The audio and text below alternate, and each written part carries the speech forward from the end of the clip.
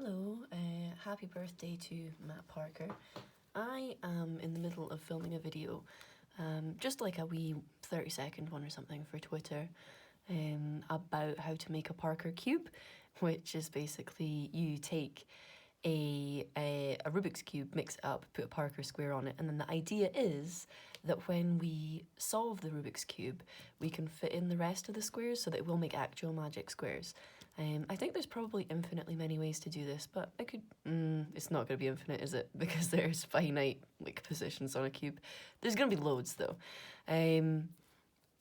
But yeah, so last time I made a silly wee Twitter video, I drew this thing, the probability plants thing, where I rolled a dice. I should have kept count, but I rolled a dice hundreds of times and drew a picture from it, and quite a lot of people asked, for whatever reason, for the full-length footage of me drawing, rolling dice over and over again and then drawing, which I did not have. I filmed that in a time-lapse.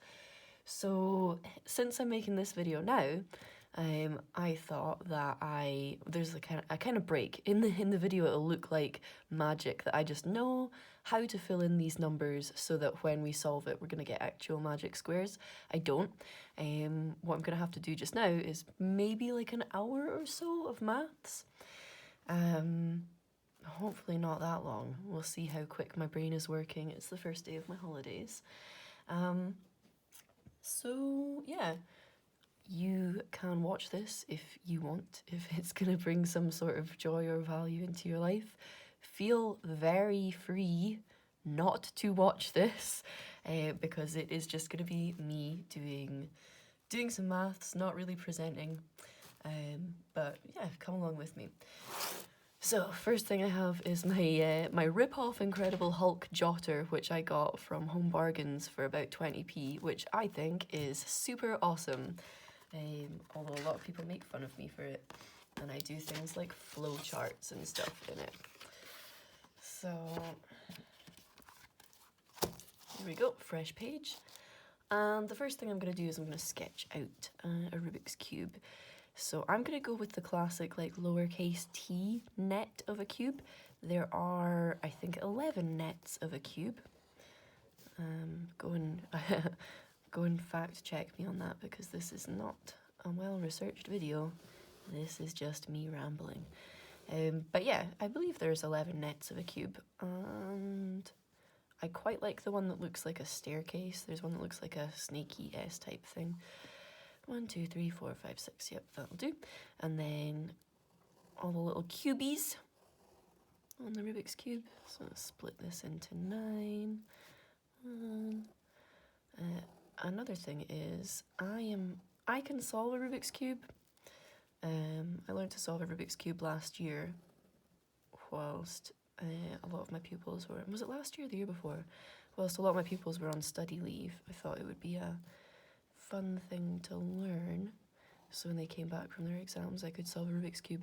But I am by no means a cuber. I'm not particularly good at cube kind of stuff, so expect some mistakes in this chat. Okay, so here is now the net of a cube-ish, not to scale, because clearly these two do not take up the right amount of space. And what I'm going to do now is I'm going to colour it in, so you'll have to excuse me whilst I walk to my pen drawer. And, oh wait, there's crayons right, oh no, I'm not going to use crayons, because then I won't be able to write on it. Oh, and I'm being attacked by a dog.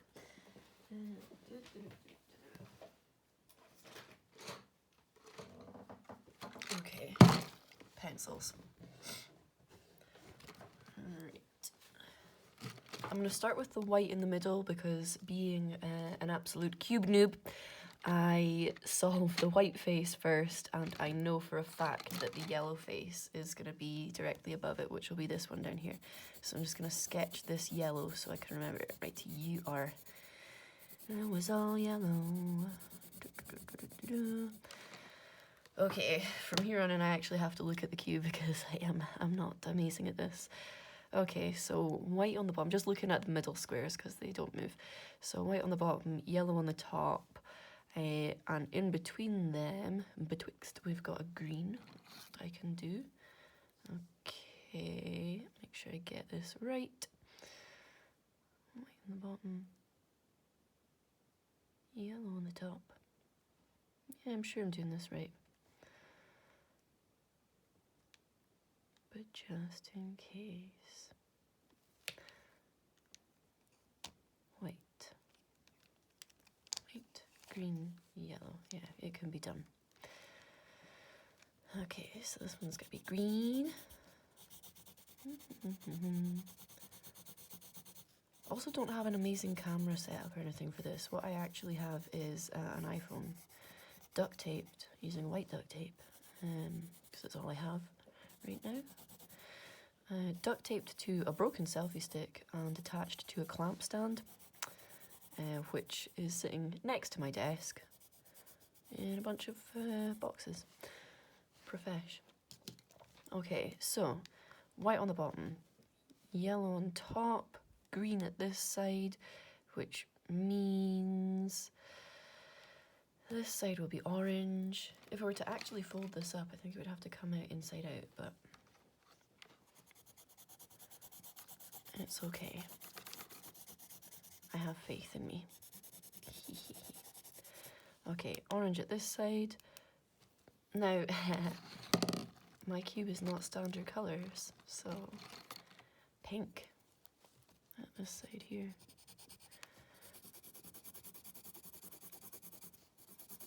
Would you believe it that I actually got an A in higher graph comm? You couldn't be able to tell by my rendering right now. I got 100% in my higher graph comm exam. Weird flex, but I hope you can appreciate. Okay, pink, and that leaves blue.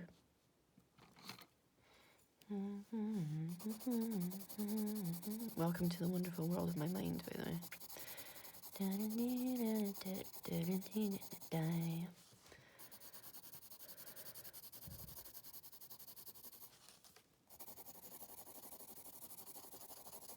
Okay.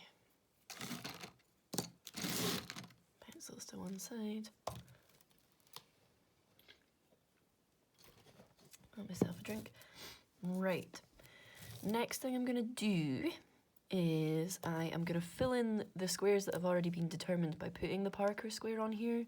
They're pretty fixed. So, pink middle, we've got 37 squared. This one, which is the white to pink edge, has 1 squared, so that will be this one here. This corner, which is the blue, white, orange corner, which will be this corner over here, on the blue face, has a 47 squared. This one, which is the orange to blue edge, which is here, on the orange side, has another 1 squared. Well done, Matt. The green, orange, white, this one down here, on the orange face, has the 29 squared. One of the frustrating things about this, and I think it's always funny when you first ask someone who has never seen a Rubik's Cube before to mix up a cube, is that because there are 6 colours but 9 spaces, you can never mix it so that there's none of the same colour. And I think, let me just think about it, I'm pretty sure you have to have at least 3 doubles, because if you filled in the first 6 with all of the different colours, then you would still have 3 gaps. So you could either, like, you know, have more than doubles, or you'd have to have 3 colours which double up. Yeah, so you can't mix it so that they don't end up doubling, which makes our job more, like, a lot more difficult on this. Like, the white and the pink I'm probably going to start with them, the white, pink, and the green, because they're going to be pretty easy, because they only have 1 space determined. The ones that have got other spaces determined, I don't know if it's always possible, so we'll find out. Oh, look at this, yellow's got 2 corners, come on. Okay, the pink, green, yellow corner, which will be this one on the yellow, has 23 squared. And the pink, blue, yellow corner, which is this one up here, Oh, okay. Mistake number 1, because when this is folded up, this corner here will go around and meet this one. So this is the pink, blue, yellow corner. So that has to be 29 squared. Which means this is the pink, green, yellow corner. So that will be 23 squared. It's okay. There's going to be a lot more mistakes. Okay, quick check. Have we got 9 numbers? 1, 2, 3, 4, 5, 6, 7, 8, 9. There are 9 numbers on there. I'm not going to go ahead and double check if they're in the right place. I'm confident. Even after what just happened there, I'm confident I've got them in the right place. Okay, next step is I am going to remind myself how a magic square actually works, because it's been a while since I properly looked at them. If you want to go and figure out how a magic square works, which I've done, like the first time I tried to do this, I've done by accident. This was a good few years ago. It's a cool exercise. You know, just try and make some magic squares. Start with this pink one, and then see how you get on. For me, I know that there is a kind of formula to magic squares, so I'm gonna go ahead and Google that and remind myself.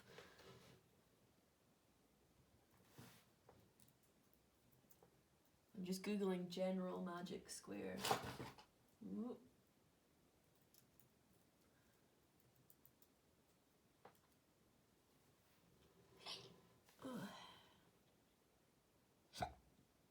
I get hiccups every single day. Okay, unsuccessful Google. How to create a magic square. I know that there's a page on Maths is Fun about this. I know it exists. Maths is Fun.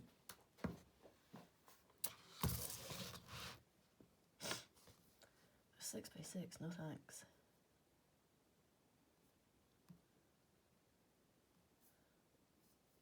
Magic square game on Maths is Fun. Nope, not what I'm looking for. Do you know what?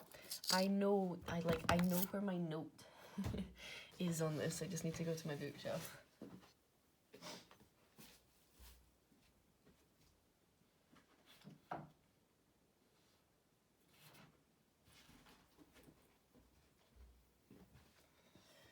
Notebook. No point spending hours Googling something that you know you already spent hours Googling. Shopping list. Aha, here we go. Okay. Right, wonderful.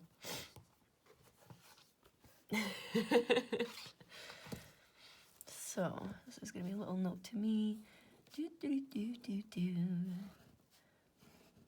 Right, so the center one is X. So it kind of all is all based around the center one. And here we're going to have X plus A, X minus A minus B, X plus B in that corner over there. This might be okay then, if I can determine the center one. I'll do it like X plus A, X plus B. We'll cross that bridge when we come to it. X minus A plus B, X plus A minus B, X minus B, X plus A plus B, and X minus A. Sometimes when I look up things like this, I think I'm cheating a little bit because, you know, I could try and just, you know, brute force figure this out with my brain.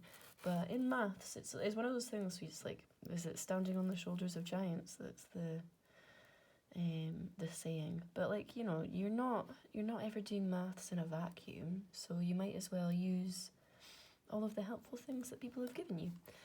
Okay. Right. I have an odd feeling that like either A or B needs to be like 3 times the center or something like that. Sky the dog that you can hear there. Alright, well, let's just jump in and see if we can do it. Do you know what? I probably want a calculator for this. Is that cheating? Now I'm gonna have to find a calculator. Oh, turns out I did not have to look far. And what else would I like? What else is gonna be helpful?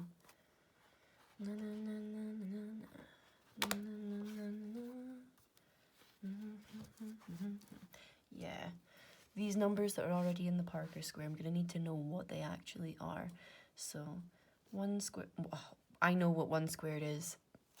It's 1. 23 squared is 529. 29 squared is 841. 37 squared is 1369. 41 squared is 1681. And 47 squared is 2209.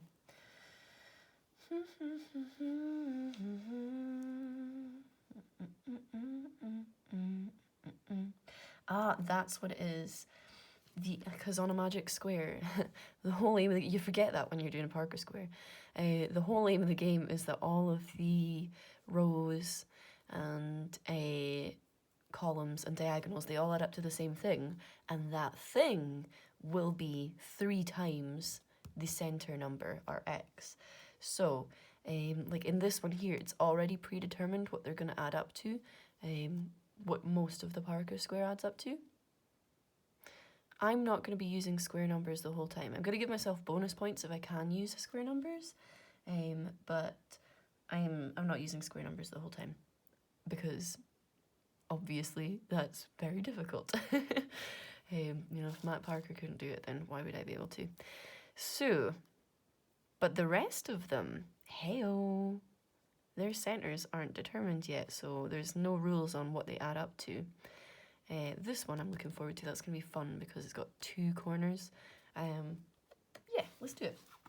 I'm also going to Google myself a list of square numbers.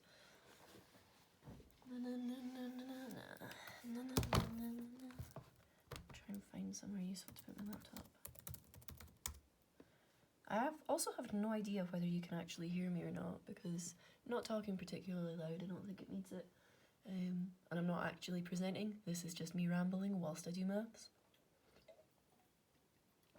So, I don't know. A lot of people asked for some sort of longer version of me doing maths. So, I hope this is what you wanted. You maybe did not realise that I have this accent. What am I Googling? List of square numbers. Give me them. List of first 1,000 square numbers? That'll do. That's not a good format for a list.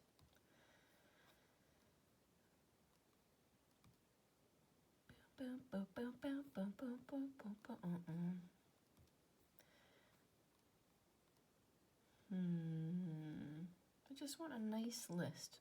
Wolfram Math World. Okay.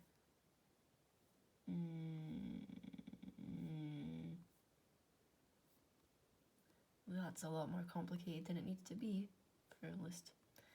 Wikipedia? Wonderful. There we go. That's a nice table of list of square numbers. And you know, I could have just gone on the EIX. You never think of these things at the time, do you?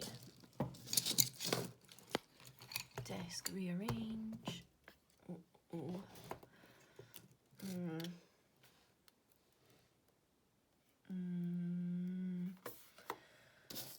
Okay. We're gonna need a bigger desk.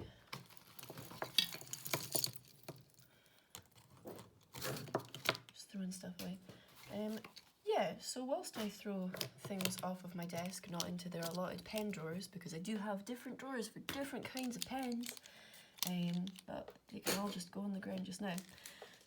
If this is the first time that you have heard me speak, because maybe you follow me on Twitter or something like that, and most of my videos are time lapses and they don't talk that much on them, even though I'm fine with talking on videos. Doesn't bother me. I'm okay with public talking. This might be the first time that you've heard my accent, and I'll let you know what the gist is with it. This is an Invernessian accent. I am Scottish.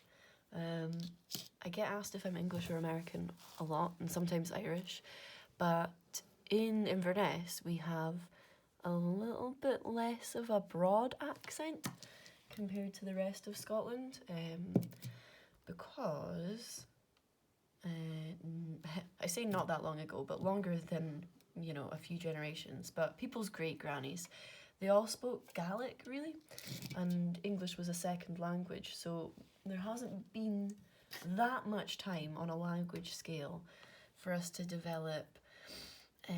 We've got an accent, clearly, as you can hear. I apologise. We've got an accent, but we don't have much dialect. And the accent hasn't, you know, fully developed, really. A bunch of people in Inverness think it's very cool to put a Glaswegian accent on. And I love a Glaswegian accent. It is cool. If I could choose my accent, I'd probably choose something like Glasgow, but don't put on a Glaswegian accent, come on. Right, maths time. We've got everything that we need. Like I say, we're going to start with this one because the edges are already determined. So we know that 37 squared is 1,369, and all of the rows and columns and everything, they are going to add up to 3 times that, which is 4,107. So I put a little reminder myself, this one here, everything needs to add up to 4,107. And now I basically need to try and... Oh, I just stood in something wet. Why? Oh, it's not wet. It's just very cold. A hair conditioner. Okay. We need to somehow figure out what A and B are. Can we decide these A's and B's? I'm looking at these two edges thinking that would be the easiest one. We can have an X plus an A, and an X minus... An X plus an A and an X plus a B. What is the best way to do this without making mistakes and ruining it? Okay. Do I just get to pick an A? Do you know what? Let's just pick an A, and I bet it will help us generate a B. So, let's play it safe. Let's pick a number not too far away from 37 squared, which is 1,300. 1,369. Looking at my list of square numbers, 38 squared is 1,444. That's pretty cool. Let's do it. Yeah. So, I think I'm gonna need another piece of paper.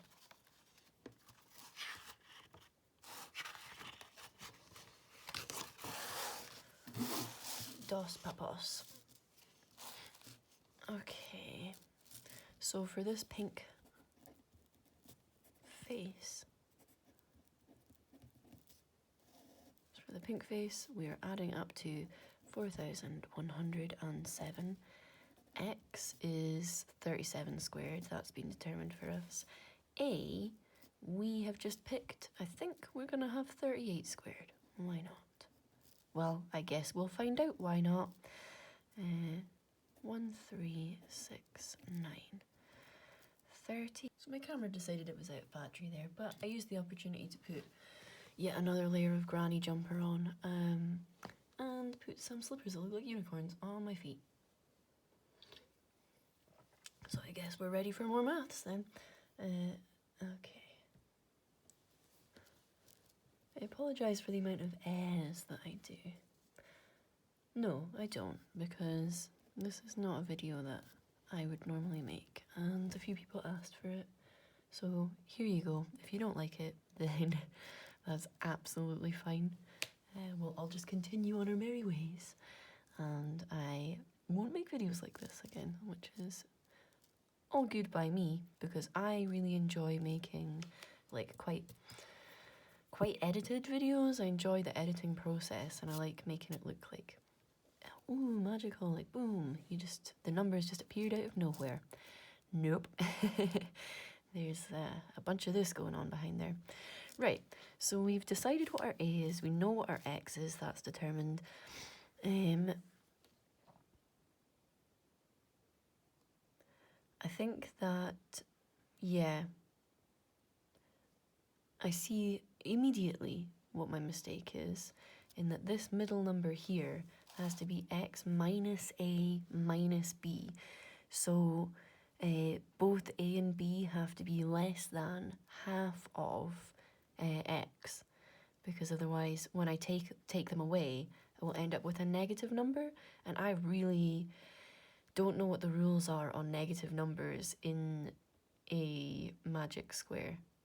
I guess there's no reason why not, but back to the drawing board on this one. Am I gonna sneeze? Excuse me. Oh.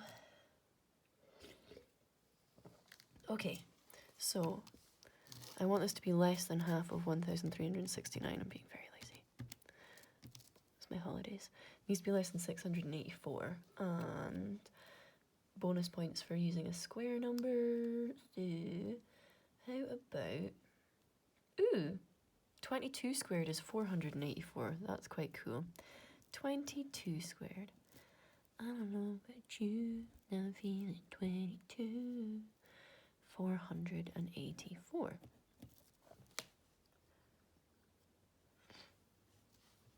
Okay.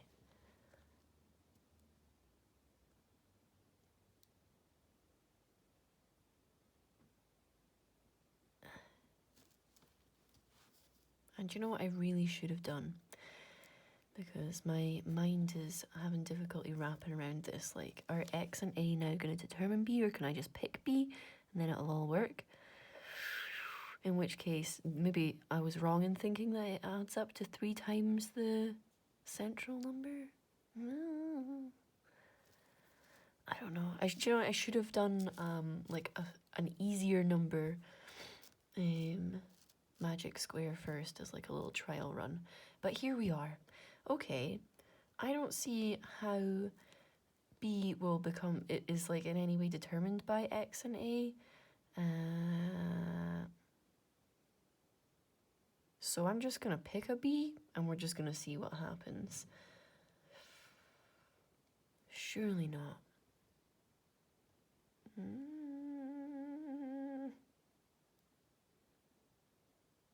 Oh. This feels weird. Okay. And I want it to be less than 685. Let's push the boundaries. 26 squared is 676. If you can't tell, I enjoy palindromic numbers. Right, so if we pick those as our A, B's and C's, what will this mean for the magic square on that face? C's? X. So X, I'm going to do it out in full. This is going to be 1,369. X plus A would be 1,369 plus 484, which is 1,853. This one here is going to be X plus B, so 1,369 plus 676, which is 2,045. And in this one here, we're going to take them both away. So 1,369 minus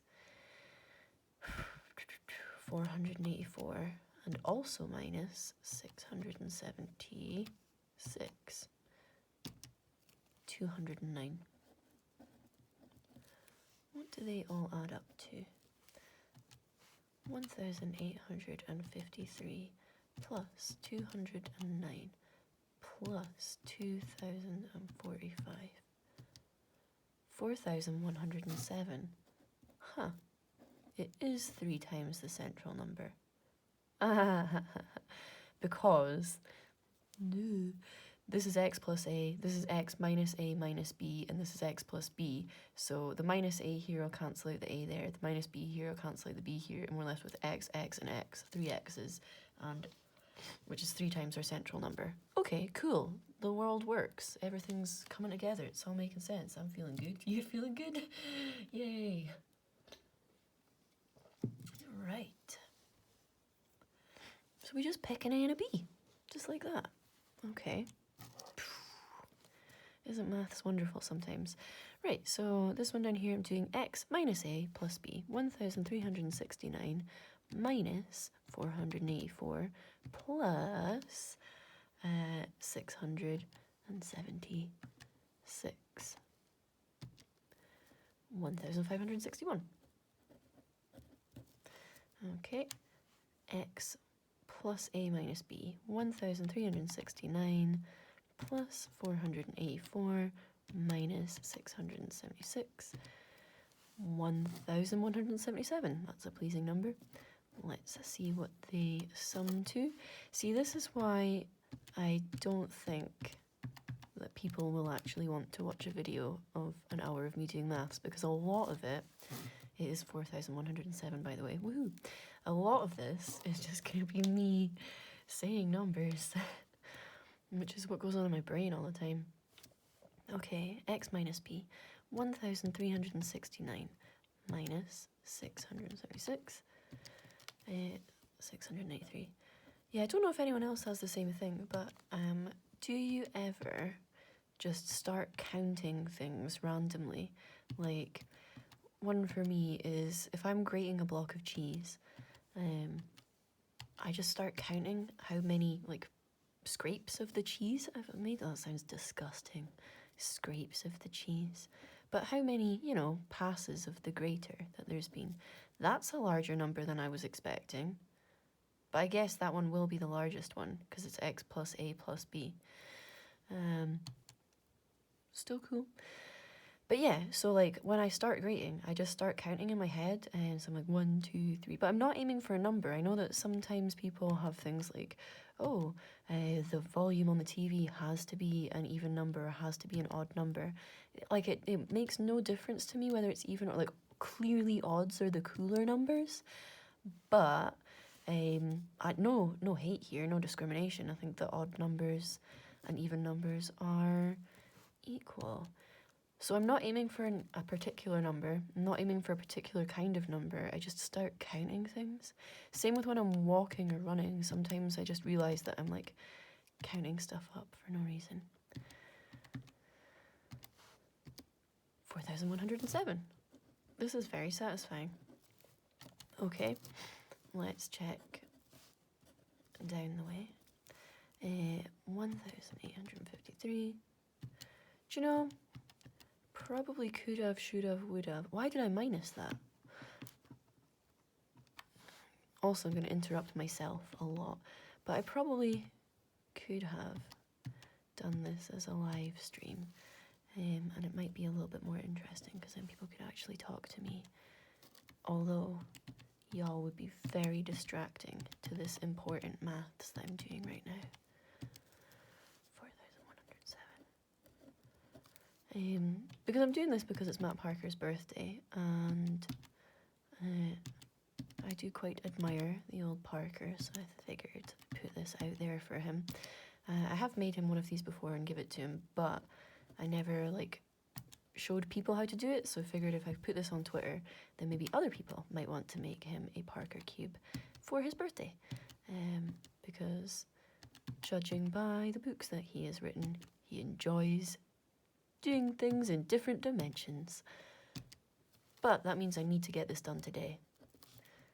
I don't know why I set these kind of things for me. Today is the first day in a long time that I don't have to leave the house. I don't have to do anything. I'm on holidays now. And for whatever reason, I've decided, you know what? What you need today is an immediate deadline. Cool. This square looks nice. I like it. Now, The issue being, here was me thinking that things were going to be all cool. In that I'm using these square numbers and there's palindromes and stuff, but the way that the square works, none of those are actually going to get a nice little feature here, because I've added a square number, I've taken away a square number, but a square number is not created. 1853, let me just double check. Nope, is 4 too many to be a square number. 43 squared. Close but no biscuit. Oh well, let's fill it in. So 1853, 209, 2045, 2045, 2045. No, 2025 is 45 squared. 1561. I quite like that number there as well, 1177. Not a palindrome, but what would you call that? Don't know. A doubly number. 693, 2529, and 885. Okay, cool. Pink face done. Let us flip over the page and try and be more economical with how we use the paper this time. And let's have a go at the white face, I guess, is going to be pretty easy, because it only has 1 in it. One number, which is 1. And we don't know what it's going to have to add up to yet. I guess, should we try and get it to add up to 4,107? Because that's what Parker Square nearly adds up to. I'm just making rules up for myself as I go along.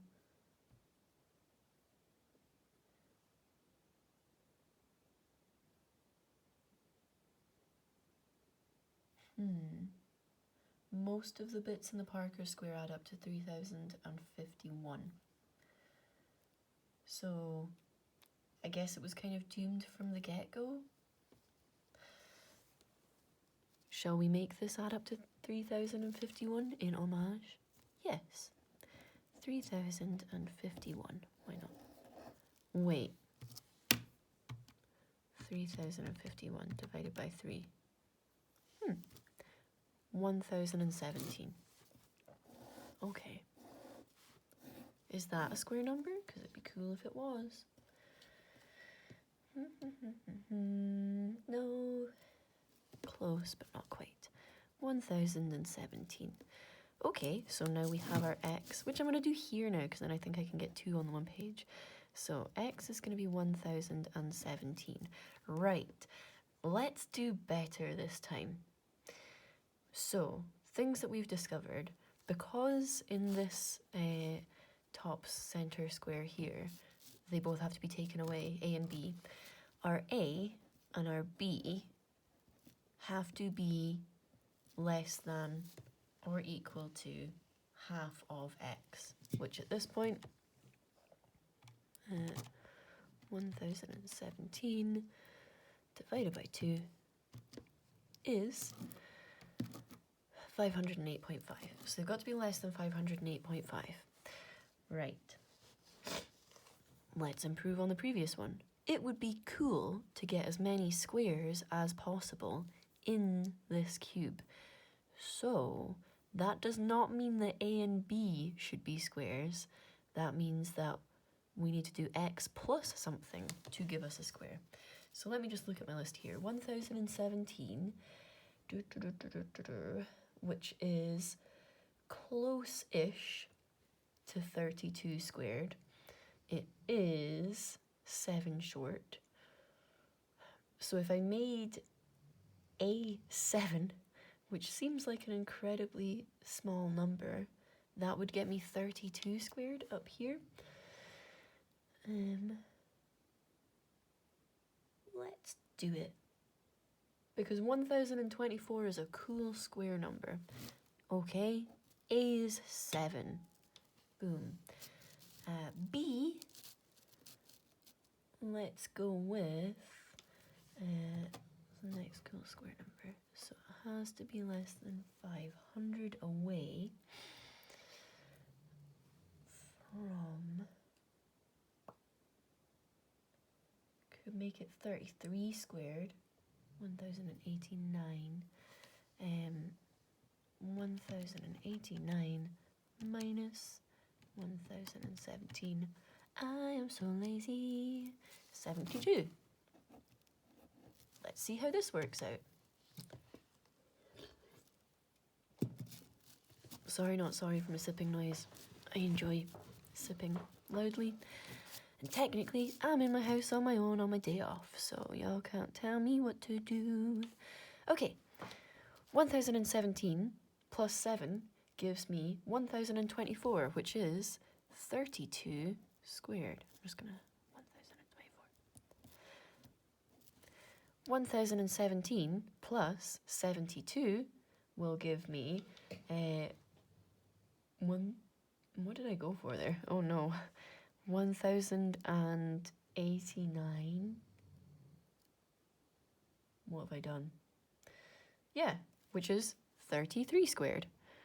33 squared. 1089. Cool. Okay, and we're gonna end up with a quite big number here. So 1017 minus 7 minus 72. 938. So I think that we've been doing this for about 45 minutes now. And there is no doubt in my mind that nobody's watching this. So the chat doesn't really matter. Minus 7 plus 72. 1082. Aww, that's so close to being 33 squared. But alas. Okay. Plus a minus b. So 1017 plus 7 minus 72. 952. Double check if it's a square. And nope. Close. 961 would be the nearest square. 952. Okay, but at the bottom, x minus b. So I guess I could chat to you a little bit about why. Why are you doing this? Other than it being Matt Parker's birthday. Why? Why do you do maths? Why do you spend all of your time counting? 1026. Oh, 2 off of being a square number. Why do you find these things interesting? What is this? What is your life about? 1017. Oh, I cannot really, yeah, right. I typed that in wrong. I went to do 1017 minus 7 on a calculator. No. And also I managed to type it in wrong. Cool. So hopefully this gives us another magic square. I will double check it. So why do I love math so much other than the fact that it is super cool, super awesome? So like I say, I grew up in Inverness and I guess I liked numbers from a small age. I remember always asking my mum to, like, you know, the step sums that you do for division. I'd ask her to just randomly pick numbers and then give me a number to divide it by, and I would do like page-long divisions for no reason. So I just kind of like that, but I enjoy spotting patterns. And I had a book called How Maths Works by Carol Vorderman, and I was like, this book is really cool, but there's more, there's something that I'm missing. And it was the rigor, really, because it was a book for children. It's like entry to maths. I remember the back page had one of those, what are those machines called? Well, they're not really machines, but like something's gone wrong. What's gone wrong? It's not like Oswald machines, because I'm thinking of like Oswald Haber process, but something machines, and they're in like OK Go videos and stuff, and you like put a marble and it rolls down and it hits, you know, a fan or whatever. Right, a mistake has been made in this row here. Let's find it. I bet you anything it's this one. 1017. It's this one here. What have I done? I've only added one but not the other. 1026 plus 7 plus 72. 1105. Where did that come from? This is why we check our working. 945 plus 1105 plus 1010. Still not good enough. What other mistake has been made? 1017 plus 7 plus 72. All the adds. What? Right. Clearly I'm not 1096. What is wrong with my calculator typing skills? 1017 plus 7 gets me to 1024, and then plus 72 would get me to 1096. Yes. And 1017 minus 72 would be... I'm going to calculate it. I'm really lazy when it comes to mental arithmetic. Yes, this one I know. I can do 1017 minus 7. Right, let's see if that fixes a mistake. 945, 1096, 3051. Hooray, success. Yeah, so those little cool machines that you like run marbles on, I liked those a lot. And I was like, okay, cool, I guess I like maths, but I still felt like there was, I don't know, some sort of universal truth or something like that to it that I was missing. It was just the rigor that I missed. I enjoy the discipline of maths. I enjoy the symbols and like, I like the history. I like how things mean stuff. One of my favourite things about maths is how maths is ahead of the game in most sciences, and if you do pure maths, you're just doing stuff for fun. Like, you're just messing about, like building those marble track thingies, or, you know, like this, just making random squares for no reason. You just have a go, you have fun, you mess around. And it might be completely inconsequential, or maybe there is some physicist out there in the future, or a chemist, or, you know, anything. Someone out there in the future who actually needs your maths, and you might have discovered something. Like, whoever came up with this, they were probably just like messing about. There is a big old history to magic squares that I haven't researched and I don't know. But they would have just been messing about. Maybe in the future, excuse me, magic squares will become useful. A really good example of this is the Hilbert curve, which obviously I love. If you've come to me from Twitter, then... So it turns out I'm having several storage issues with all my memory on my phone. I used the opportunity to put on yet another layer of granny jumper. I also actually put the heating on because I forgot that I'm a grown-up person, that I can do that. We've got one more side to check on this, and then this square will be good to go into our Parker cube. So 9, 4, 5. So I was talking about the Hilbert curve there, and you may have seen me spend hours of my life drawing the Hilbert curve.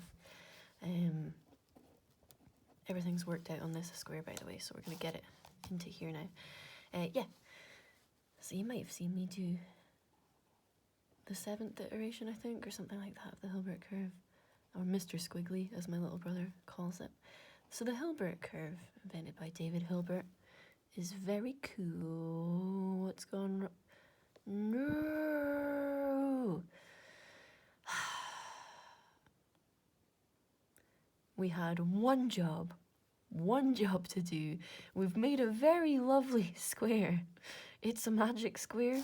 Okay, everything's falling apart, but it's a learning process, so I mean, like, managing the storage on my phone is not something that I wanted to do on my day off, so I hope you appreciate it. And also, like I was saying, we had one job that in the whiteface, this square here was supposed to be 1.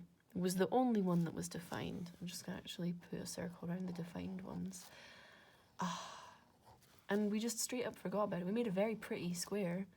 It's not the square that we were looking for. But perhaps it was the square we deserved. Oh well. Okay, so back to the drawing board with that one. The economical use of paper was all for nothing. Let's draw a line. Start again. Okay, so on this white face, we will have a 1 here. And we still want it to add up to 3051, because that will be cool. That we can do, which means this is 1017. So x is still 1017. But A and B, there's going to be more thought involved than just picking pretty square numbers for fun. Can't believe we got so sidetracked. So, because of where this is, it means when I take away A and add B from X, I should end up with 1. So, that's a head scratcher. So I know that X minus A plus B is going to be equal to 1. And I know that both A and B are less than half of X for this square up here. So 1017 divided by 2, I know we've already done it. I can see before I press equals that it's going to be 508. 0.5. Right. How am I going to do that? Without A being like ridiculously large / bigger. A can't be bigger than X. No, there must be a way to do this that I'm not thinking of. Okay.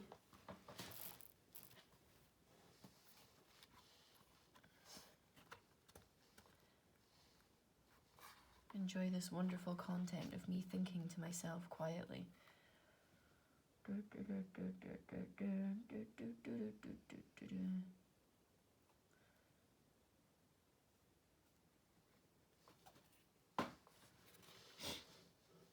It can be done. Aha. Right. I've got a plan. Instead of, like, there's no reason that this has to be this way up. So we know that we've got like one of these sidey spaces has to be 1. But why don't we just rotate this?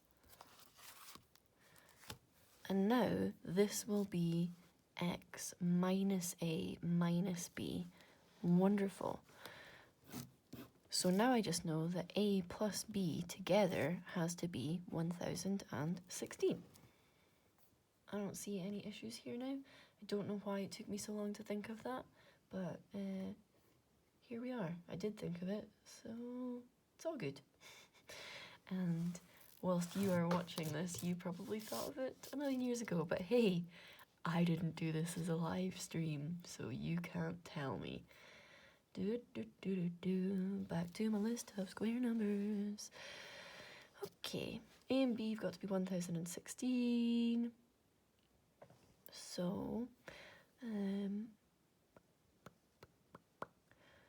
let's pick A to be, 30 squared is 900. So A, wait a second, we've played this game before. Doesn't really matter if A or B are squares because they don't come out like that. All right.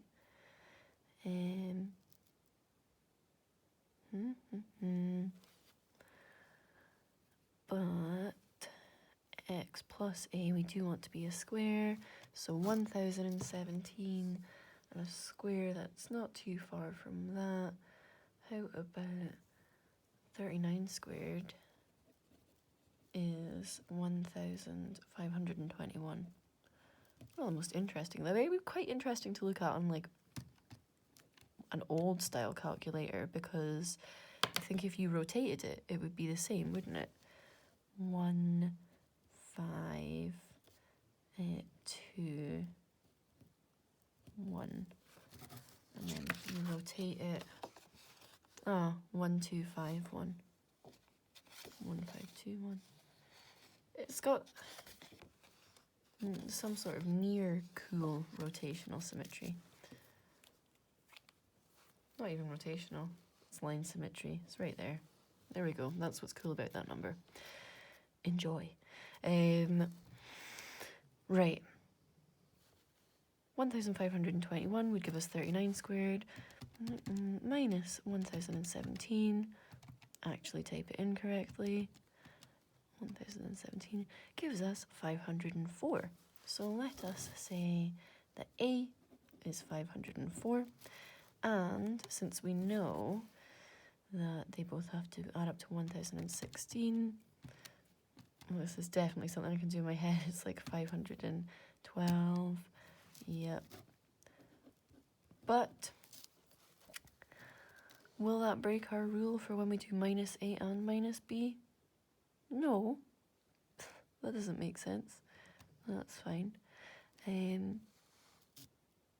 So I guess that A and B don't actually have to be less than half of x. One of them has to be less than half of x, because the other one can be a little bit more as long as the first one can compensate, and A plus B together aren't more than x. I mean,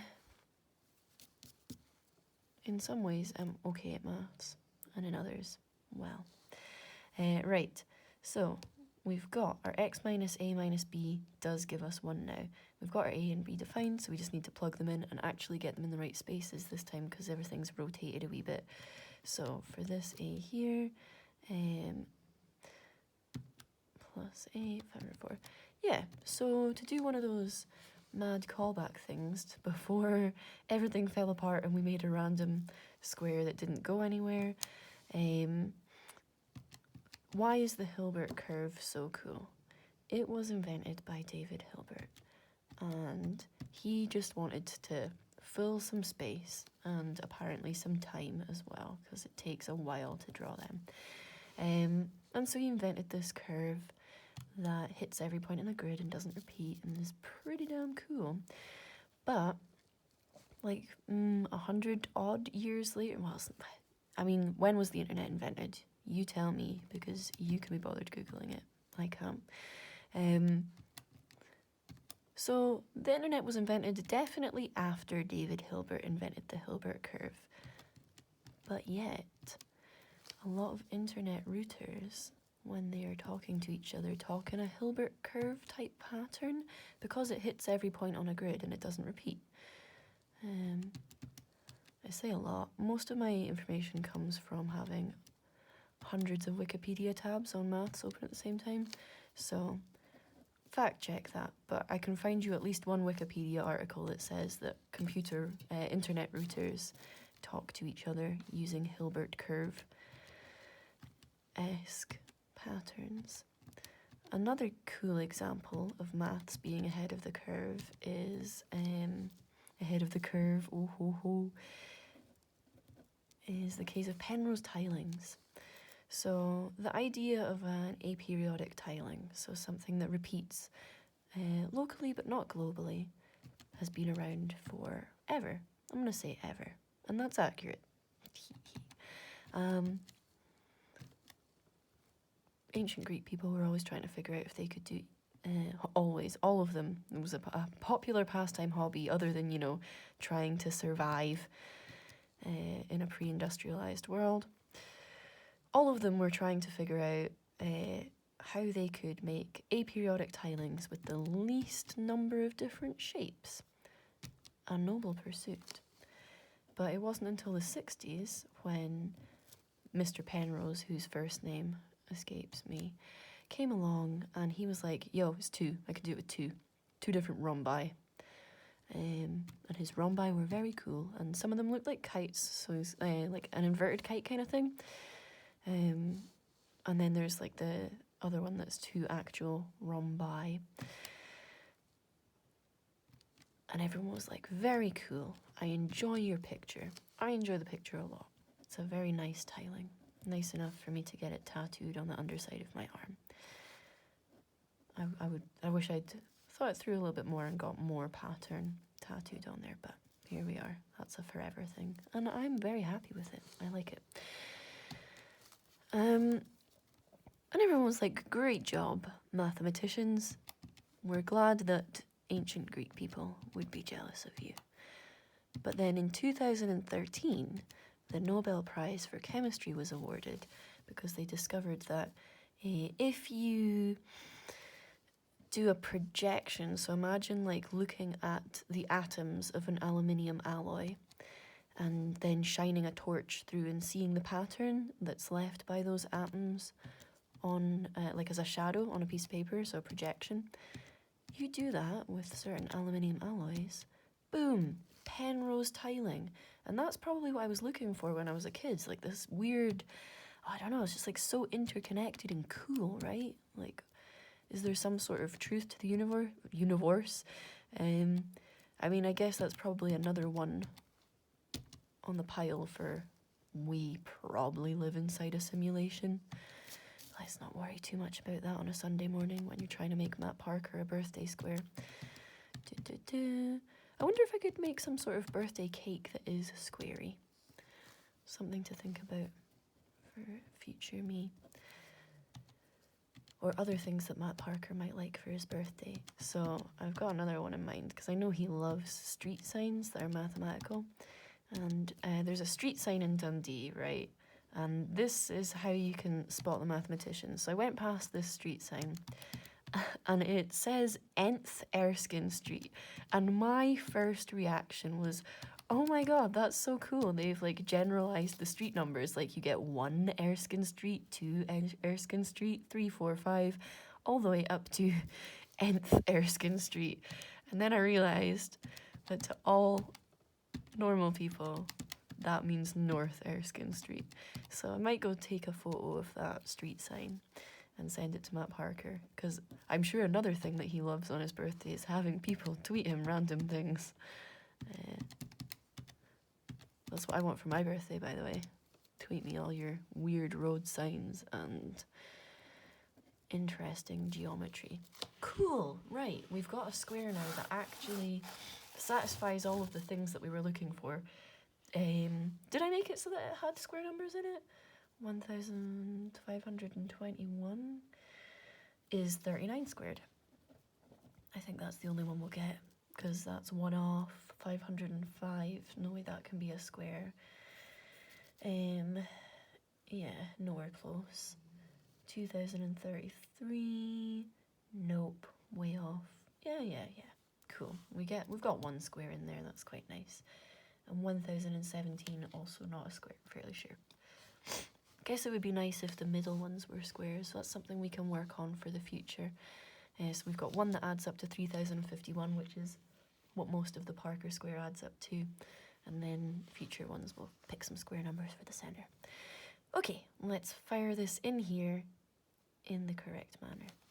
So score that out. That will be 1529. Boop, boop. 1009. I feel like, as a YouTube person who has just made an hour-long video of me rambling, and please, I hope, like, don't actually be listening, like, to this and watching it. Your time is much more valuable than that. But maybe you've got this on for background noise, in which case, sorry for the sound quality. If it's something people like, I can do it better. I can get an external mic, like, you know, a normal person. But yeah, I probably should do one of these like, oh, let me know in the comments what your favourite square number is. And you could win at life. But YouTube is something that I have opinions on, that I mean, well, like the YouTube kind of culture. Got opinions? Is this the appropriate place to voice them? Do I care enough to get heated about it on a Sunday morning? Probably not. But basically all of my opinions on YouTube are the same as all of my opinions on capitalism. I think that everyone can just have a good time and get on together, and we can stop all grabbing for people's attention and money and stuff. It's vulgar, in my opinion. In my humble opinion. Sounds a bit judgy. Right, let's not mess this up from the get-go. Let's get 41 squared and 47 squared right in there. And let's write down what they are. That's 1,681. And 2,209. Okay, and this will have to be, I don't know, it could be this one and this one. Doubtful. So this number is quite large in the corner here, 2,204. And I think that is going to dictate which way round we can rotate this magical square formula. And I think it's going to be awkwardly that way round, so that I can have x plus b as the 47 squared, which would leave, nope, not going to work, because that would make this one here x plus a plus b, which is definitely larger, unless we're including negative numbers, which I'm still, jury's still out on that one. That one's definitely larger, but 41 squared is not larger than 47 squared. So, could it be x minus a? That would leave this one to be x minus a plus b, which is also larger. Could it be x minus b? Yes. And then that would leave 41 squared to be x minus a minus b, which is smaller. Okay, so that'll work. So this is x minus a, and this is x minus a minus b. Okay, and we're still undecided on an x, but just as a safe bet, it's gonna have to be pretty big, I think, because x minus a is gonna be 2,204. So let's just pick a nice big square number. 49, oh look at that, 50 squared is 2,500. That might be quite nice. 50 squared? Will that give me enough leeway? 2,500 minus 2,204. What? By the way, this is not my preferred calculator. It's just the closest calculator that I had at hand. 296. So that would mean A is 296. And yeah, we can work with that. We can do that. Okay. So 50 squared. Another square for the bag. So x is going to be 50 squared. That's pleasing, which is 25, as in 5 squared. 2 zeros slapped on the end, because that's how place value works. Right, and x minus a, oh, so a and b is what we need to work out. And a, I did just work out and I've forgotten. 2,500 minus 2,204, I can definitely do this in my head. 296, okay. And then this is also going to define b as well, because x minus a is 2,204. And then we need to take something else off to get us down to 1,681. Seems like quite, 523, still within the realms of possibility. I'm excited, let's do this. And we've got this way up. Cool. So up here we're gonna have x plus b plus 523.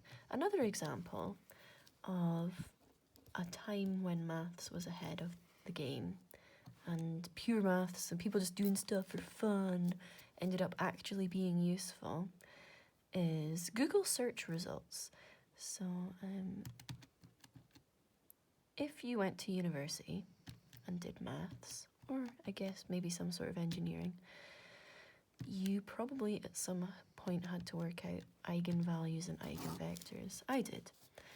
And I can't even remember what course that was for. Linear dynamics, maybe? So I had to do eigenvalues and eigenvectors, and I had straight up the wrong attitude towards maths when I was in university. In that, for a long time, even though I very much enjoyed maths, none of the courses or anything were actually the maths that I wanted to do, or I wasn't looking hard enough to find the maths that I liked in the maths that I had to learn in the course content. And so the way I did it was I basically memorized what questions I thought were going to come up in the exams, because I'm like pretty good at memorizing stuff. There's techniques you can learn for that. So I memorized the questions I thought were going to come up in the exams, and I learned how to plug in the numbers to the right places and get the correct answer. And I had absolutely no understanding of what was going on or any interconnectedness at all. And so when I learned about eigenvalues and eigenvectors, I just learned it as almost a function, like a process. Here's a matrix, here's what you do to get the eigenvalue and eigenvector, and surprise, surprise, I completely forgot it, so I would have to look it up just now, how to figure it out. I remember there being something to do with an identity and a kernel or whatever. But turns out they were invented ancient ago. Do you know what? I will actually Google it just for fun. When were eigenvalues invented, discovered? That's always a good argument in maths. 1929. So they appeared in 1929 when von Mises published the power method. Blah, blah, blah. The most popular method today, the QR algorithm, was proposed independently by John G.F. Francis and Vera Kablanowska in 1961. Okay, that's more recent than I thought. Recent. Have I just done this? Yeah, cool. That's more recent than I thought. So that's what, like, the last century, 1929 and 1961, still before Google was invented. That cannot be right. I'm sure that they are for, like, rotating a solid around the axis. Linear algebra, that was right, it was some sort of, like, dynamics.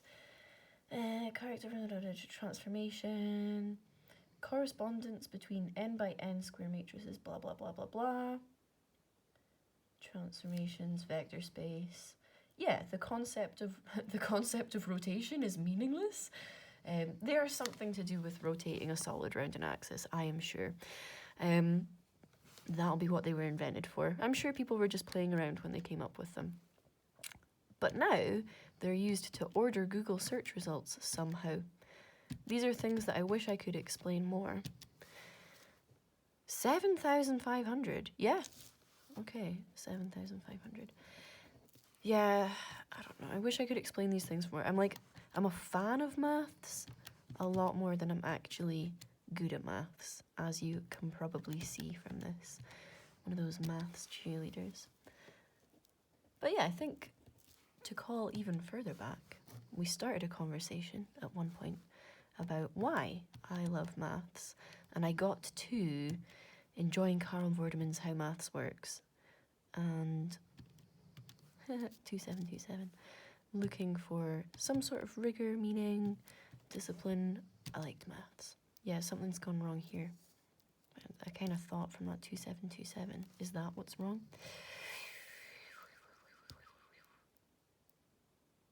Huh. 100 and... Oh no.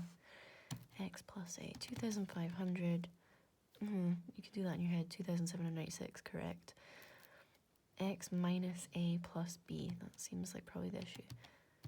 500 minus 296 plus 523. 2727.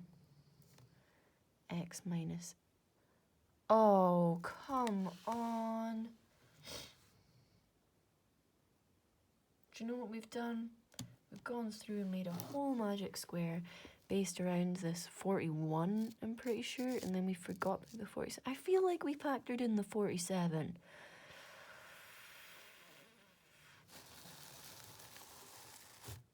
X minus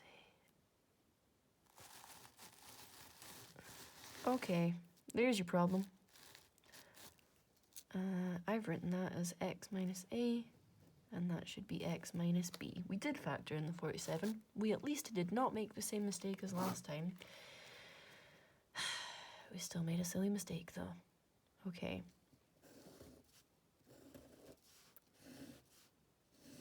I think we can still have 50 squared as our X. X is 50 squared. But we got our A and our B the wrong way around. This has to be 41 squared. This has to be 47 squared. I'm using up all of my cool, incredible bulk pad, and I like this paper. It's nice paper. These are the issues when you're doing maths, right? This is X minus B, and this is X minus A minus B because it is less. So A and B. So is everything else still the same too then? 500 minus would you look at that? It's still 296, a surprise, but now that's actually B, and that means A will be 523, so I just need to go and input all of these thingies again. Damn it. Weird how two of them worked out though. There'll be some algebraic reason for that. Right. Like the A's and B's cancel down, they're like inconsequential there. 2500 plus 296. 2796. Some holy number. Is everything going right so far? Yeah. 2796. Is this not going to end up like just a bit rotated?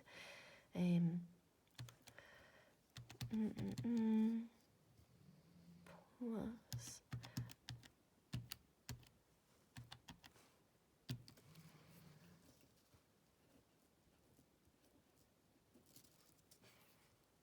yeah, so I was talking about me being a kid and liking maths.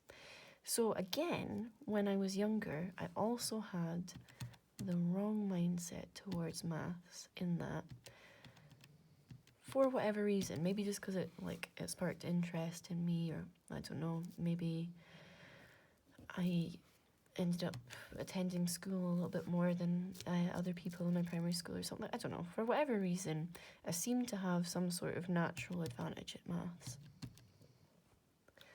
I just loved learning. All kids seem to love learning up to a certain age, and then we beat it out of them with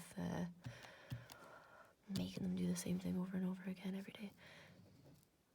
But I loved learning. I loved maths, and so from a young age, I was pretty good at maths compared to my peers, which, you know, was in like a class of 26 or so it wasn't like that impressive. But it wasn't top maths or whatever, and I really liked that because it made me feel like I'd accomplished something, and I felt big in my boots, and like I am so smart because I'm good at maths, and maths is the hard subject, but I am good at it.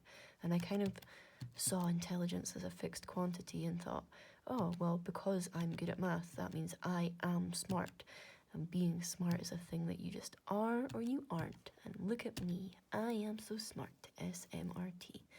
I don't know where I got that tood from, but I now know full well two things. One, I am not that smart, as we have seen through all of the mistakes.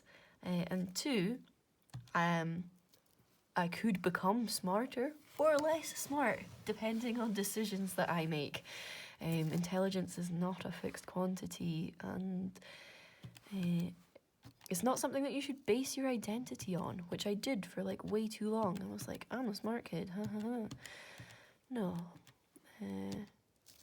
Being smart doesn't make you any more valuable as a person. Not being smart, if that's such a thing, doesn't make you less valuable as a person, no matter what anyone tells you. And you can change how smart/not smart you are through effort, loads of different things. Growing up, obviously I wasn't that emotionally smart,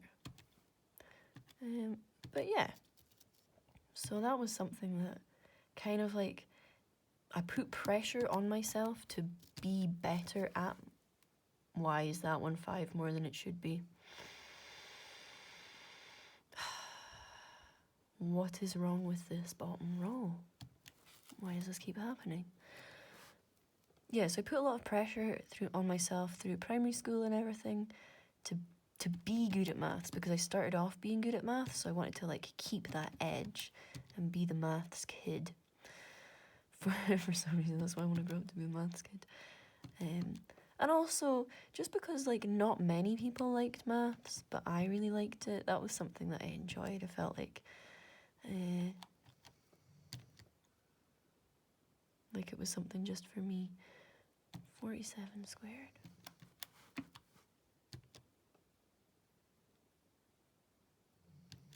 2273.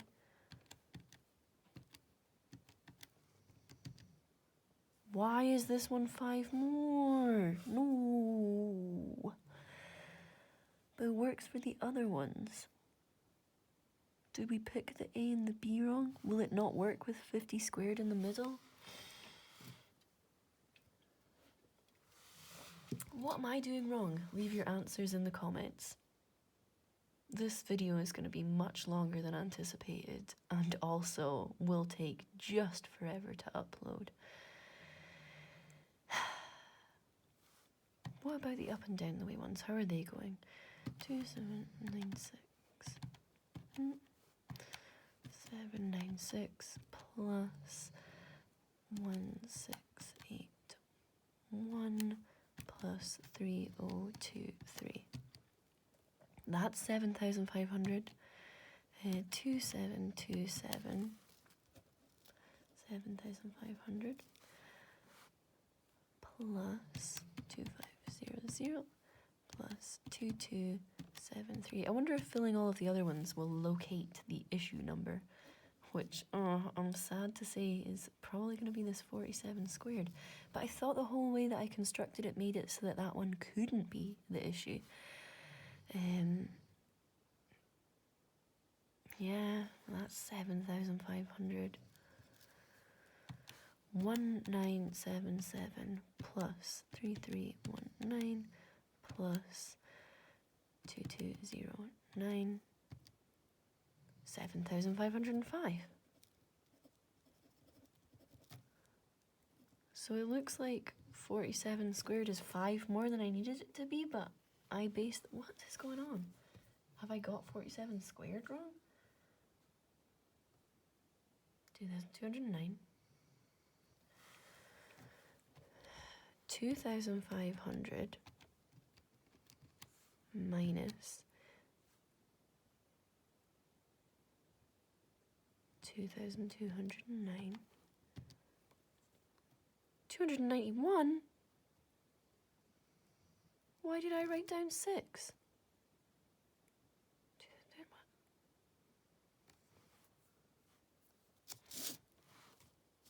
This here. Did I read my 9 as a 4? Oh my gosh! Ah! This is what I love about maths. So frustrating. If you're like self-loathing, maths gives you a wonderful outlet for that, because you will make mistakes. You could sit down and be humble about that. And oftentimes, all of the mistakes you make are really stupid, like misreading your own handwriting and basing a whole magic square around it. Right, 3rd time's a charm. Let's do this. 50 squared, 41 squared, 47 squared. If y'all are still listening to this, wow, you ooze stamina, which is a quote that I have apparently stolen from a podcast called Brexit Cast. Is it that point of insanity in the play along maths with me where we start talking about Brexit? I don't know. So this is another thing that I hate about YouTube, is people don't put their real opinions out there. They kind of like gamify opinions for views and likes and stuff. You may have an opinion on Brexit that is very different to mine, but we might both love maths.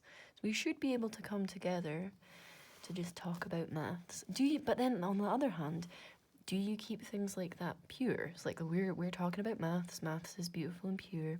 Yay. Should I ever talk about not maths, or should I keep this just about maths? Because all of these things are part of me. I love maths. I hate Brexit. I think it's stupid. But by saying that, you end up alienating statistically half of everyone in the UK-ish. Somehow. Is that something that we can work past and still do maths together? I hope so, because just because you have an opinion on Brexit that differs from me, I will argue with you till the end of the world about Brexit. I can still sit down and have a meal with you, because, or can I don't know. I mean, definitely I can. But I would use the whole time to try and change your mind, and you can try and change mine. Should you do things like, you know, do you break bread with the enemy? Do we have enemies? I fully believe that anyone who supports Brexit does so just through a lack of education, really. Also, am I going to lose my job for chatting about this? All opinions are my own. But yeah, I think that at some point in your education, and I don't just mean schooling when I mean education, I mean at some point in like what you've picked up from the world, there'll be a reason, like a perfectly valid reason to you. There will be a reason that you support Brexit. Maybe the community that you live in has been heavily affected by immigration, and that immigration has been mismanaged, unfortunately, and as a result you've had a negative experience, or just through like rhetoric that's used between your friend group, or perhaps your family members, you've picked up negative attitudes. Not necessarily your fault, but you are wrong. Because if there was some sort of civil war, humanitarian crisis in the UK, you would full well expect countries in Europe to help us out and give us a place to stay. I think Britain is a very entitled country. They think that everyone owes them something. They don't. In most cases, we definitely owe other people stuff.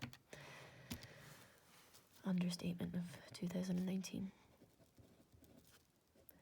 Anyway, so there we go. There's some opinions on Brexit. It's a many-faceted and nuanced topic.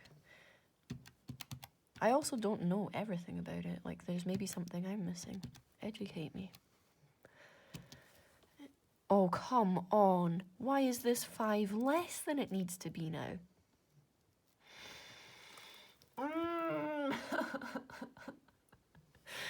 Why didn't you tell? So when I adjusted this became 5 less. This should have become 5 more, shouldn't it? Like, good save. That 3 becomes an 8. Do you know what? I am not drawing this grid again.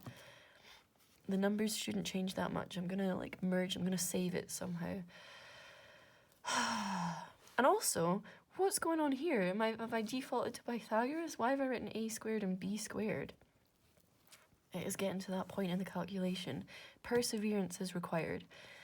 That is one of the things, oddly enough, that I do enjoy about maths, is the resilience and perseverance. Like, there's definitely a whole mindset that goes along with maths that you need. Right, 2791 still sounds. Because maths is a cruel beast, and it will cut down your hopes and dreams regularly. 2737. And it's hard. Like, maths, you know, although I love maths, and in the beginning, primary school level, found maths very, very easy. And also all the way through secondary, found it easy up until higher, which was the first time that I really had to try. But by then I didn't have the skills, the study skills, the practice or anything for the trying. So I found higher very, very tough, because up till then I just never had done homework. I was like, school is for school, and I will turn up and I will put my 100% full attention into school while I am there. But when I am out of school, that is my time. And then when I got to higher, that did not work anymore. So I had to develop a kind of home practice, which was good, because probably the first time since doing those weird division sums that I'd actually gotten back into doing maths at home, because it hadn't been necessary. So yeah, maths, it'll humble you. It will teach you perseverance, resilience, self-loathing. 2263. Okay, right, I'm ready. This should be it. Are you excited? I'm excited. 2791. One thing that I would be interested in is what do other sciences develop characteristic-wise? I'm not like a particularly quiet and sit down and focus on one thing kind of person. I like metal, I like going to gigs, I like running a lot, I like doing judo, I like fight people 4 nights a week. I'm not a stay still or focus kind of person, but for some reason maths just captivates me, and it does, like to do maths I have to sit still and concentrate. I'm very, very bad at mental arithmetic. And if I was like walking around, or like say if I was to do 2 tasks at one time maths wise, if I was like chess boxing, have you ever seen that? If we invented something like judo maths, when I come off of the mat after like a judo competition or a fight, it's almost as if I've lost some brain cells, but it's not a striking sport, so I haven't actually lost brain cells. It's just that you've got so much adrenaline running through you and you're hyped up. It's a completely different mindset to the flow that is required for maths. Judo is a smart sport though. You have to be thinking like 2 steps ahead of your opponent, and you've got to remember your technique, and you got to stay like calm and cool, not get emotionally. Why? No. Oh, this is a calculator error. 2791 plus 1681. So that's what judo teaches you. But what do other sciences teach you? Is it the same? Do you still need that kind of calm and stillness? This is something that I worry about. I worry about the kids these days. Okay, let's open up the can of worms of kids these days. So, am I going to immediately jump in and blame social media and technology? Yes, I am. The effect that that's a very large number. 220 plus 2500 plus 2791. Yes. Oh my gosh, we're so close. I think this one square has taken us 45 minutes.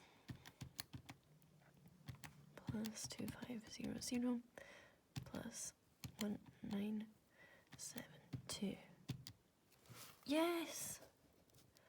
And that is what it is all like for. That's what it's worth. Like I just worked really hard on something.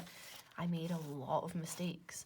I learned what kind of mistakes can be made, you know, misreading your own writing, straight up forgetting the point of the game, getting 2 things switched about, typing stuff into the calculator wrong. I now know to look out for all of those mistakes, and I've done it. Like it's quite rewarding.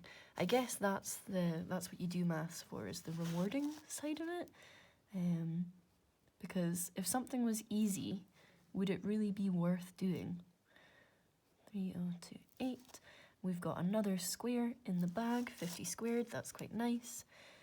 2791, 2737, 1972, and 331.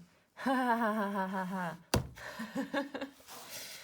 I've gone and put it into... Is this the blue square that I'm doing? Yes. Oh, cool. Thought I'd made another mistake there. Right. 3 down, 3 to go. Got a whole other side of paper. If I can get 2 different squares on this one piece of paper, I will be very happy. Right. Are we going to go orange, which has got 2 of them, or are we going to go green, which has got 1? Green only has 1, and that seems quite nice, so maybe we save that for a treat afterwards. Do some more hard work just now.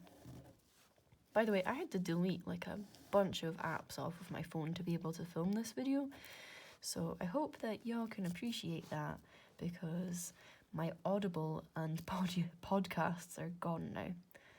I'll give you an Audible recommendation right now though, because I'm also YouTube. I'm not sponsored by anyone or Audible, nor will I ever be, because I hate capitalism. But Nick Offerman's Paddle Your Own Canoe. Now, I am vegan, and a large portion of this book is about how to prepare meat correctly. But it is also hilarious and an amazing book, and you should definitely check it out. Any books narrated by Nick Offerman are amazing, and books written by Nick Offerman are really... So he also has another audiobook called... well, it's an actual book as well, but there's an audiobook version called The Greatest Love Story Ever Told, with him and his wife, Megan Mullally. Amazing. Huge Nick Offerman fan. Right, let's decide the orientation of our general magic square. So we have a 1, and we also, in this corner down here, have an 841. And so this one has to be less than this one by quite a lot, so we probably got some leeway here. Could 841 be x minus b? Yes. because we haven't decided what our x is. Could 1 be x minus b and also minus a? It almost definitely has to be. So the orientation that we've got, north facing, correct way up, yep, it's all looking good. Right, so let's decide what our x will be. I'm tempted to put like another 37 squared in there just because that's how Matt decided to flesh out the centre of his magic square. Odd phrasing there. Nice one. Don't know, been talking for a long time now. Let's do it. 37 squared, which is 1,369, which means that this, so let's put that in there, 37 squared, that this whole square is going to add up to 1,369 times 3, which is 4,107. I already knew that from up here. So this one is going to add up to 4,107. Hopefully. Right, and let's find out what our A and what our B are. So B, and let's make sure that we actually write it down in the B place this time. Learning. We're going to do 1,369, which is our x. Take away the 841. It's going to leave us with B, which is 528, writing it in the correct place. Cool. And then we need to get down to 1 by doing x minus a minus b. So let's just double check. 1,369 minus 528 does give us 841. And then that means that a is going to have to be 840. That's really large. I hope it works out okay. I'm sure it will. Okay, let's plug it all in here. Whilst I chat about kids these days. So I started it off straight away with the social media kind of thing. And it's not even social media, it's whatever technology has developed. And I am full well going to bring this back to being an issue with capitalism. Because technology, for whatever reason, could have been an amazing force for good. And it probably still could be. But we have gone down the route of making it almost exclusively a vehicle for advertising. And because of the way that advertising works, it's all about grabbing attention. So when you are on the internet, when you're on YouTube or whatever, however you internet, even on like Twitter and Reddit and stuff like that, it's promoted posts now. Everything's got, but Etsy has promoted posts. What? It's all about grabbing your attention away from whatever you were whatever your intention was. You went on the internet to do something, you went to go and look at something, and someone is stealing your attention. So you've got all of this like ping, ping, ping, people vying for your attention all the time, and your attention is valuable to people, so it's commodified. Altogether a bad situation. And so kids are constantly being encouraged to, like, their say is very important. They're being encouraged to like, comment, subscribe, engage, just like get involved with stuff. Nothing inherently wrong with that, but what it does is creates a sense that everyone is entitled to their opinion, which they are, but also that their opinion should be public and is valued and is forced in people's faces. Now, in terms of from an advertiser, everyone's opinion is actually important because they are going to change their product or the way that they do things to fit what you want so that you will buy it. But unfortunately, not everyone's opinion is important or valid or necessary to other people who are just going about their daily business and aren't trying to sell anything. So this is where you end up with, you know, anytime someone who is a woman, basically, puts their face on the internet, everyone feels that they can comment, oh, you're so ugly, blah, blah, blah, or even the opposite, like, wow, you're so beautiful, no, no, no. And it's like, is that what they were, like, why is your opinion necessary on this? And everyone just thinks that their opinion is oh so important. It's not, it's important to you. And you can stick to that, well done. Like, you've got an opinion. I'm glad that people form opinions, but it literally is only important to you, and you have no real right to go around forcing your opinion on other people and convincing other people that your opinion is necessary. And I say this whilst sitting on YouTube right now, spouting out my opinions. Don't listen to them if you don't want to. They are my opinions.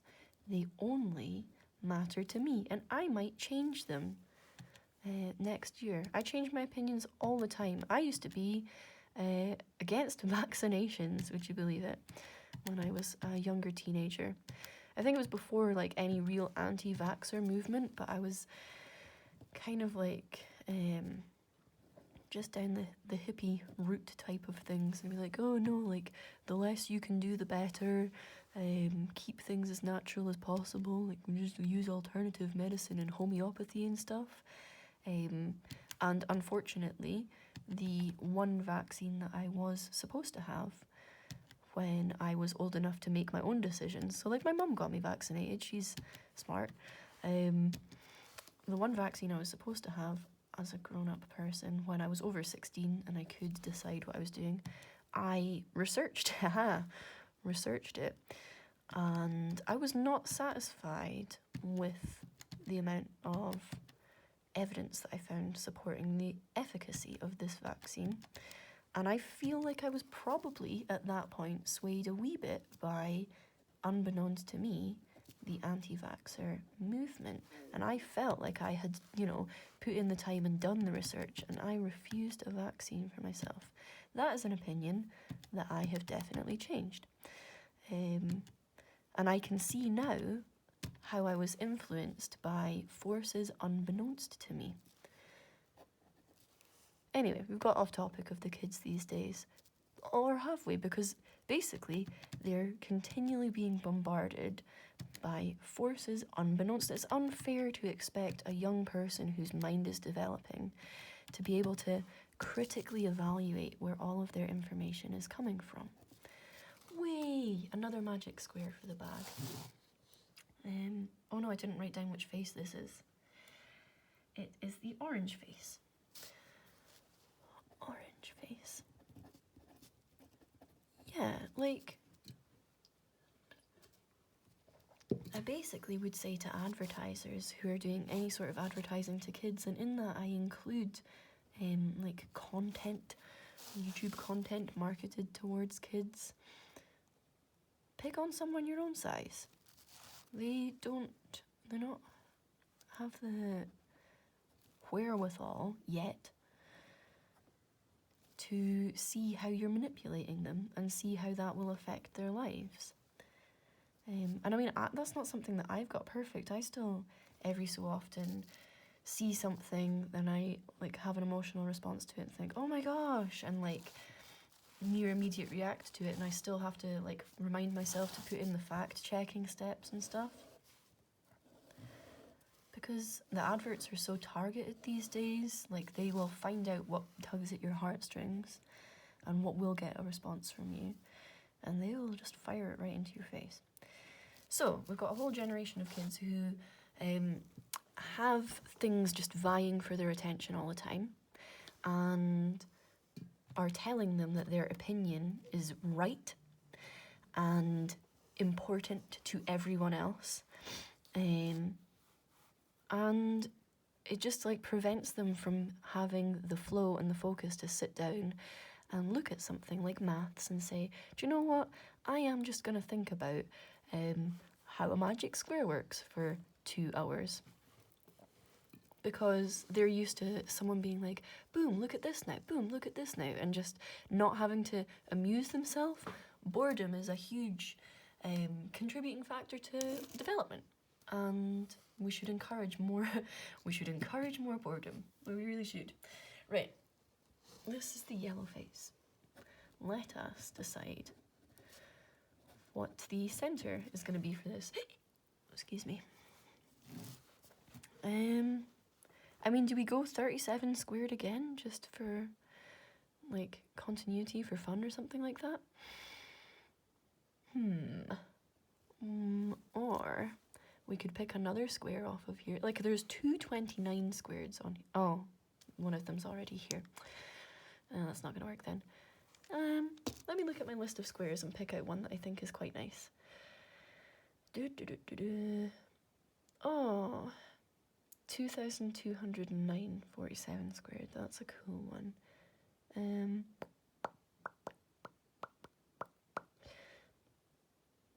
It's about to be 2020. Let's future-proof this, and we're going to go with 45 squared for 2025. Why not? It just gets another square in there. Plus, there's kind of a gap in the squares that are available in the Parker square. You know, you've got 41 squared, and then skip straight to 47 squared. So let's fill that in. Okay, x is going to be 45 squared, which is 2,025. A and B. And we've still not thought of our orientation for this.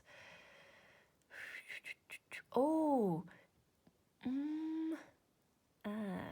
Okay, so this one's going to be bigger, this one's going to be smaller.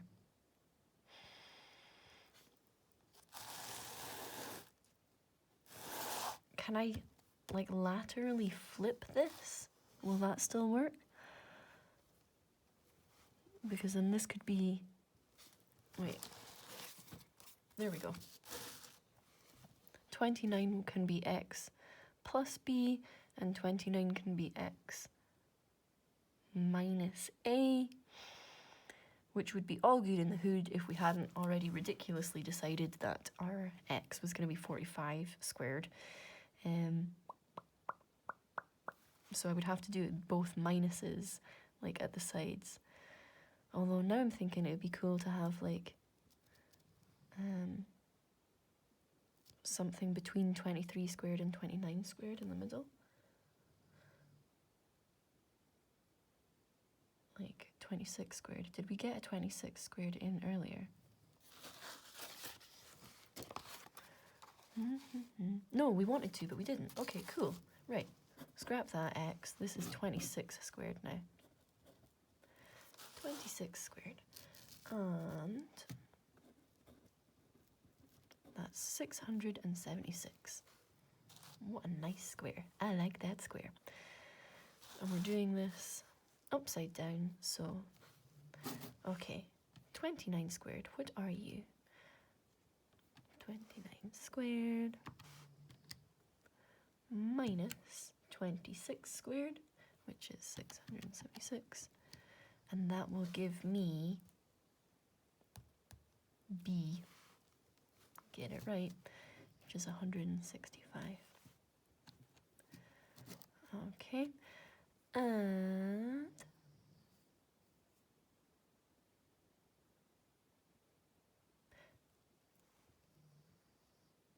did I do that right? We'll find out in a second. What's 23 squared? 529. So 676 minus 529, 147. Does that work? 676 plus 165 gives me 841, which is 29 squared. Yep. And 676 minus 147 equals 529, which is 23 squared. Cool, we're good to go. Let's jam these numbers in. Oh, right, so the top here, we're adding them all. yeah, so I really feel for kids these days. I would not want to grow up in the current internet climate. I think every generation feels like they grew up in some sort of golden age, but when I was a teenager, I am of the age that the internet existed, but not really. So when I was like 14 or 15, that's when MySpace came about, which was the first kind of social media that people were actually social on, interested in, and everyone could get involved. It wasn't just people writing blogs and stuff. Like, you didn't need to have actual anything to say. You could just be like, hi, this is me, I have a MySpace profile. But I didn't have my own laptop because that would have been insane. I'm not rich. So it was like a family computer that I got maybe like half an hour or an hour or something on at night. So I'd have like specific time that I could go and onto this massive desktop computer and check my MySpace and be like, oh my gosh, I've got some messages, blah blah blah, and like talk to my friends and stuff. But that was limited, which meant that the rest of the time I just had to kind of entertain myself, which was important. And that's when I, like, started, I would look at like origami books or something. I started doing origami, or I would invent like ridiculous contraptions, Wallace and Gromit style things where like if you open, like, for opening the door, and then like the clothes that you're gonna wear for the day kind of drop down and stuff like that. Weird random things which are definitely odd. I don't think that everyone did stuff like that, but maybe other people would probably, like read a book or whatever. Or just hang out with friends. Forgot that that's an option. I lived in the middle of nowhere growing up, by the way. What's 26 squared again? 676. But yeah, you'd find something to do. Or like, living in the middle of nowhere, you'd have to go and just hang out with and chat to whoever it is that's close. So it kind of taught you the skill of hanging out with people that you don't really, like, you wouldn't hang out normally, but you could still have a good time with them. And then you move away and you never talk to them again. Everything's going well so far. So yeah, I think I got a kind of best of both worlds situation in having the internet, but not having full access to the internet at all times. And also, it was before the internet had been overly commodified. So, there was no ads. I really hate ads.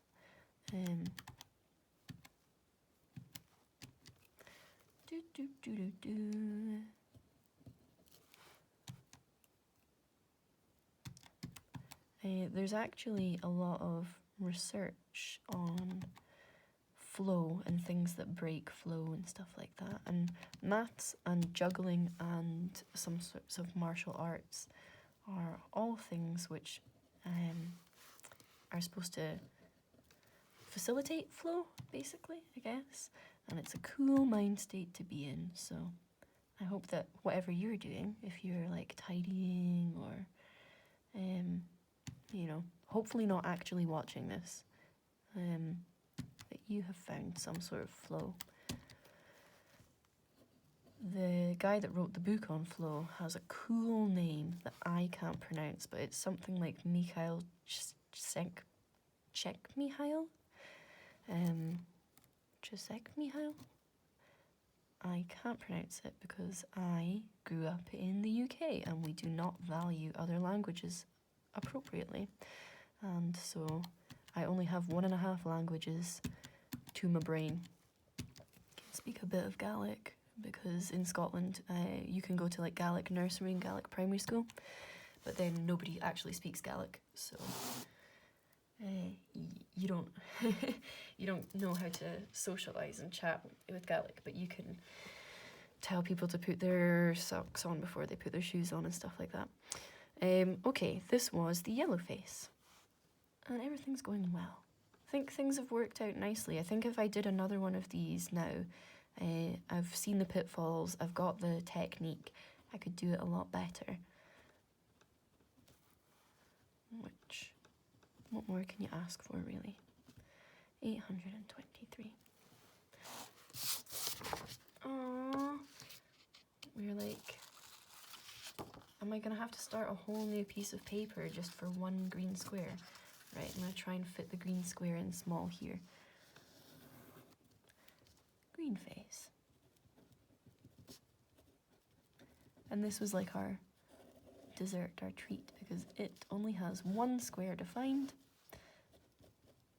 and it doesn't have a center square defined. So we can basically choose whatever we want really for this. Oh no, I just realized this is going to be less than a treat than thought, because it'll be fine. Am I going to make this? I'm definitely not going to do 1 plus and 1 minus, because that just seems all kinds of complicated. I can't be bothered with. But we could do 2 minuses or 2 pluses. Is this going to be the largest number on the board or the smallest number on the board? It's already pretty big. So let's make it the smallest number on the board. X, A, B. Okay. And so we need to pick a number quite a lot bigger than this, because when we take away A and we take away B, we're going to end up with that. So 41 squared. Why don't we bring the 45 squared back that we threw out from the last one, replaced with 26? 45 squared. Okay, which leaves x being 45 squared. We're so close. 2025. Okay, which means that A and B combined are the difference between 41 squared and 45 squared. 2025 minus 1681. So A and B together is 344. If I could make another square out of this, I would be so happy. So 45 squared, I'll have a look at my list of squares. Is there another square within 344? 46 squared, 2116 minus 2025. That'll fit. It's 91 away. Right. Okay. Let's make A 91, and then B will have defined itself by now. 344 minus 91, 253. Okay, so for x plus A, I'm going to have 2025 plus 91, which is 2116, which is 46 squared. Okay, let's just plug the rest of these numbers in.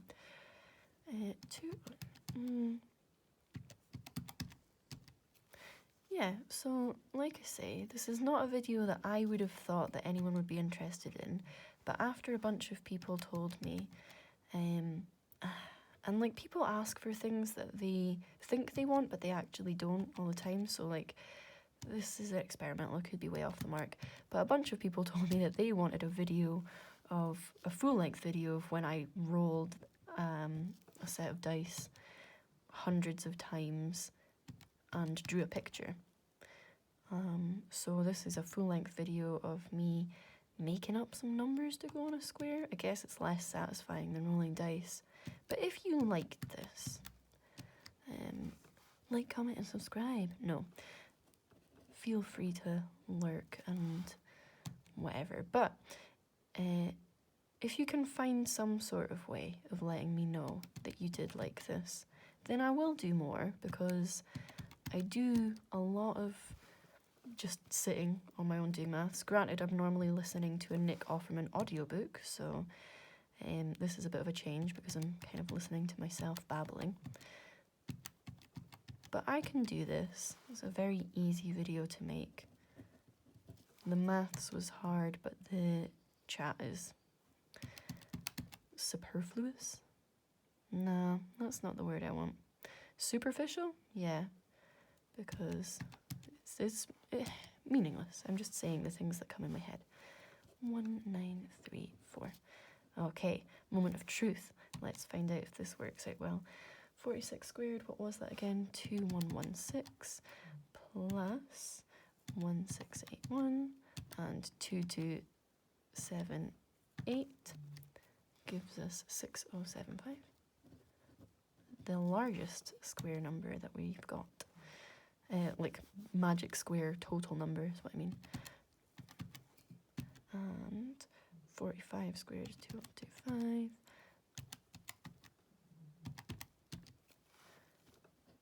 6075, things are going well. But yeah, like I say, on my channel, I'm never going to monetize stuff.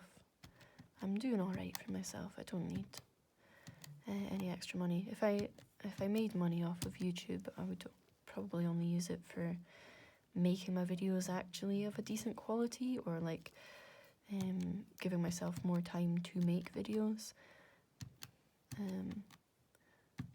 But I'm not up for the adverts. I'm not up for that YouTuber lifestyle. I just like doing maths.